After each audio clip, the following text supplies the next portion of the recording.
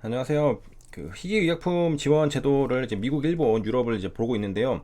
우리가 궁금한 건 사실은 뭐 시판허가 보다는 여기 시판 이후 시장 독점이겠죠. 그래서 미국은 7년이고 일본은 10년입니다. 그다음에 유럽은 5년에서 10년, 5년 경과로 이제 재평가를 해서 된다면은 10년까지 받을 수 있다라는 부분입니다.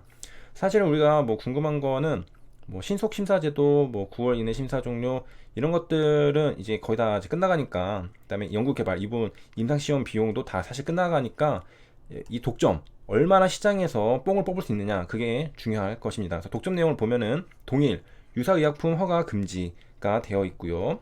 일본은 후발의약품 허가 신청이 금지, 그리고 동일 유지의약품 허가 금지. 그래서 이게 독점 내용입니다. 2013년 기준이고요.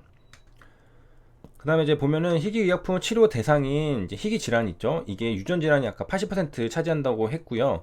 그 다음에 중증 질환인 경우가 많다. 그래서 항암제, 암 그런 것들도 여기 해당이 되고, 각국의 희귀 질환은 환자 수가 얼마나 적느냐. 종류 6천여 개라고 되는데요. 이 중에 시장성 있는 것들, 그나마 시장성 있는 것들에 이제 기업들이 이제 들어가는 거겠죠. 진입을 하는 건데, OECD 국가 전체에 약 1억 명에 이르는 환자가 존재한다고 추산되고 있다고 합니다. 전체 인구가 70억이니까 한 70분의 1 정도, 1.4% 정도인가요? 그렇게 있고요.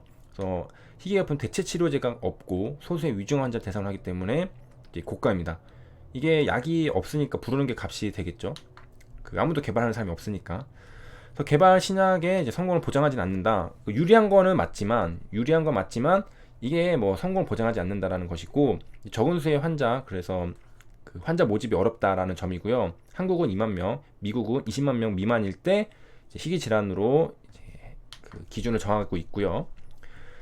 그래서 이제 2상까지만 해도 된다. 근데 뭐 리보세라님은 이제 3상까지 지금 이제 진행이 된 상태고, 희귀약품 이제 규정인데 이거는 뭐 패스하겠습니다. 그 다음에 이제 H 증액약사를 얘기를 하고 있는데요. 이제 인구 100만 명당 1명, 국내에서는 10명 환자가 있는 것으로 알려진, 엄청 적죠. 환자가 10명밖에 안 되는데 2019년까지 환자 8명 대상으로 이상을 진행할 계획이었으나 2017년 1월 임상 환자 모집이 어려움으로 임상 시작 2년 만에 임상 시험을 중단하였습니다 라고 했습니다. 그러니까 이런 것만 봐도 환자 모집이 얼마나 어렵다는 것을 알 수 있겠고, 너무 적었죠. 환자가 10명밖에 안 되는데, 이게 팔아도 이 10명한테밖에 못 팔잖아요. 한국에서 한다면은, 뭐 외국 같은 경우에는 뭐 몇 명 있는지 모르겠지만은 약을 판다고 해도 10명 중에 한 5명이 지금 어디가 돌아가셨어요. 그럼 5명 그거 팔아봐야, 그리고 돈이 있는 사람들이 또 아닐 수도 있고. 그래서 이런 제약사는 그, 뭐죠? 공공의 이익을 위해서 뭐 기부를 하는 게 아니라 다 프로핏을 위해서 영리 기업들이잖아요. 그래서 이게 시장을 타겟을 좀 잘못한 케이스를 이제 사례로 든 것 같습니다. 그래서 임상 시험을 중단하였습니다라고 말을 했습니다. 그래서 이제 내려가 보면은 이제 HLB랑 엘리바가 가지고 있는 파이프라인이라고 했는데, HLB는 아무것도 가지고 있는 거 없죠. 파이프라인 없고 내용 없고 지정국가 없습니다. 왜냐? HLB가 100% 소유한 엘리바가 진행을 하기 때문이죠. 리브세라님. 그 다음에 이거는 내용이고 미국, 유럽, 한국에 있다라는 부분이고요. 내려가 보면은, 그래서 이제 엘리바는 보유 파이프라인에 대해 희귀의약품 지정을 받아서 이제 연구 개발을 하고 있다라고 합니다. 그러니까 아까 이전 영상에서 봤던 희귀의약품에 대한 혜택, 특히 독점 그런 부분을 다 이제 받을 수 있겠죠. 그래서 2016년 받았고, 그러니까 한국, 유럽, 미국 다 받았다는 얘기입니다. 그 다음에 이제 내려가 보면은 이제 독점 관련된 얘기가 있고, 이거는 아마 밑에서 여기 나오네요, 바로. 그래서 여기서 볼 거고, 엘리바가 라이센싱 계약을 통해 라이센스 아웃이 아니라 라이센스 인을 통해 보유하고 있는 리보세라닙. 그러니까 처음에 엘리바가 가지고 있지 않았다는 거죠. 어드벤첸이 가지고 있었고, 이런 것들이 넘어서 엘리바까지 오게 된 겁니다. 그래서 리보세라닙을 라이센스 인한 거다. 그 다음에 지금 인상 3상 성공하고 라이센스 아웃을 할까 내가 팔까 그거를 고민하고 있다는 거죠. 그래서 특허 권리 요약 정보는 아래와 같다라고 합니다. 상세한 권리 관계는 증권신고서, 투자 위험 요소, 사업 위험 사를 참고해 주시기 바랍니다라고 했는데요. 증권신고서도 한번 시간이 나면은 보도록 하겠습니다. 내려가서 이제 보면은 전용 실시권이 있고 재실시권이 있는데요. 엘리바 보유 리보세라니 관련 특허 권리입니다. 그래서 혈관 신생 억제제로서의 육화 아미노 아미드 유도체 물질 특허, 나와 있죠. 이게 만료가 2024년이라고 찍혀 있고요. 지금 2020년이니까 지금 만료까지 한 4년 남았죠. 4년 맞죠? 1, 2, 3, 4니까 4년 남았고, 이게 지금 그 항서제약으로부터 로열티를 받을 수 있는 권리가 이거입니다. 그래서 전용 실시권, 물질 특허죠, 물질 특허. 그래서 이거를 이제 그 아직은 본계약을 한 게 아니기 때문에 요거는 전용 실시권이라 되어 있고, 이거는 물질 특허라고 되는데 다른 겁니다. 그래서 약간 오해하실 수도 있는데, 제 예전 영상 보시면 아시겠지만은 구분이 되어야 합니다. 이거는 전용 실시권이고 이건 물질 특허이고, 그래서 이거 2024년 만료. 그래서 왜 여기에 지금 물질 특허로 안 들어가 있느냐라고 하는 이유는, 아직 본계약이 4월에 한다고 했나요? 언제인지 까먹었는데 아직 본계약이 되지 않았습니다. 그렇기 때문에 지금 텀시트만 작성을 하는 상태거든요. 바인딩 텀시트를 작성을 해서 일단은 그 어드벤첸의 폴첸 대표랑 한 거죠. HLB는 주식을 주고 이 권리를 사왔습니다. 제가 기억하기에 606억 원이었나요? 그래서 이거를 대략 주고서 이제 사오기로 했고, 그러면은 이제 로열티를 얼마나 받을 수 있냐.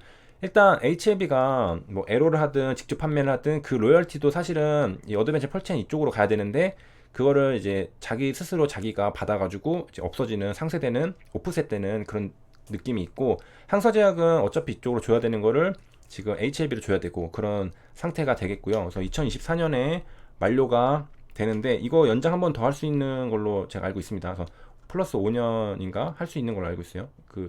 저도 좀 까먹었는데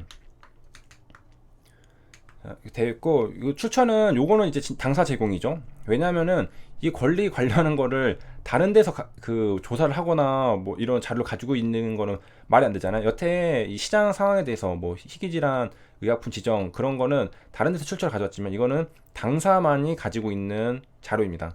뭐 특허 뒤져보면은 뭐 알겠지만은, 이런 계약 관계는 당사자들이 알고 있기 때문에 이거 출처는 회사에서 나왔다라는 것이고, 그래서 지금 현재는 그 어드벤첸이 가지고 있지만 본계약을 통해서 완전 계약이 되면은 이 물질 특허도 HLB로 넘어오게 됩니다. 로열티를 받을 수 있고, 전용시권이 일단 첫 번째 있었고, 그 밑에는 제시시권이 있잖아요. 제시시권 보면 뭐 이렇게 있어가지고 염조성물 특허라고 되어 있습니다. 그래서 HLB가 가지고 있는 게 전용 실시권, 정확히 말하면 엘리바죠. 염조성물 특허는 회사 공지사항 홈페이지에 나와 있죠. 그래서 거기에 있었던 내용들이 여기도 똑같이 언급이 된 걸 알 수 있고, 이거는 2029년 만료라고 되어 있습니다. 이것도 아직 연장을 안 한 걸로 제가 알고 있습니다. 그래서 이것도 연장 안 했고 이것도 연장이 안 한 상태라고 알고 있어요. 그래서 대부분 국가들은 플러스 5년 정도 더 이제 해줄 수 있는 걸로 알고 있습니다. 왜냐면은 이 신약 개발이라는 게 시간이 오래 걸리기 때문에, 특허가 다른 일반 특허랑 조금 다릅니다.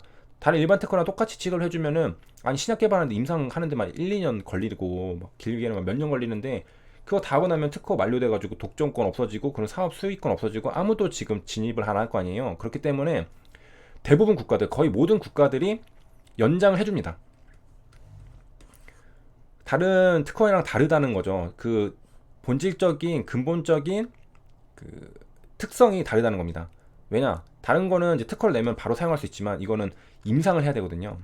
그래서 플러스 5년, 그리고 길게는 뭐 10년까지 해주는 것도 제가 본 것 같은데, 기억이 좀 가물가물하고, 어쨌든 제가 알기로는 이거 지금 연장이 안 돼 있는 거. 그래서 여기 보면은 국가별 특허 전략에 따라 이거는 이제 최대 34년까지 연장이 가능하다고 써져 있네요. 근데 여기는 또 안 써놓은 걸로 보면은 왜 그런지 모르겠지만 확실하진 않습니다. 여기는 써줬는데 여기는 안 써줬네요. 그래서 뭐 제시시권에 대한 걸 얘기하는 건지, 아니면은 이건 아직은 그 HLB 엘리밖에 아니라서 써주지 않은 건지 그거는 모르겠습니다. 그래서 내려갔을 때 보면은 희귀질환 환자 수 적어서 연구가 어렵고 개발 가능성이 낮고, 그래서 엘리바가 보유한 파이프라인 시작 개발 역시 임상 환자 모집이 어렵다. 근데 사실 뭐 삼상은 거의 다 위는 끝났고, 그거 말고 이제 다른 것들은 또 좀 어려울 수 있다라는 얘기를 하고 있는 겁니다. 왜 어렵냐면 3차 막 이런 거 진입할 때는 사실은 다 죽거나 회복해서 살아나시던가 거의 이제 남아있는 분들이 별로 없잖아요. 그렇기 때문에 좀 환자 모집이 어려울 수 있다라는 것을 얘기를 해주고 있습니다. 여기까지 본 게 그 뭐예요? 이것도 그 권리 그 특허권 얘기를 했고요. 그 다음은 이제 전략 수립 관련해서 또 회사 전략이랑 또 여기서 얘기해 준 거랑 또 차이점이랑 그 다음에 우리가 봐야 될 것들을 다음 시간에 다루도록 하겠습니다. 시청해 주셔서 감사합니다.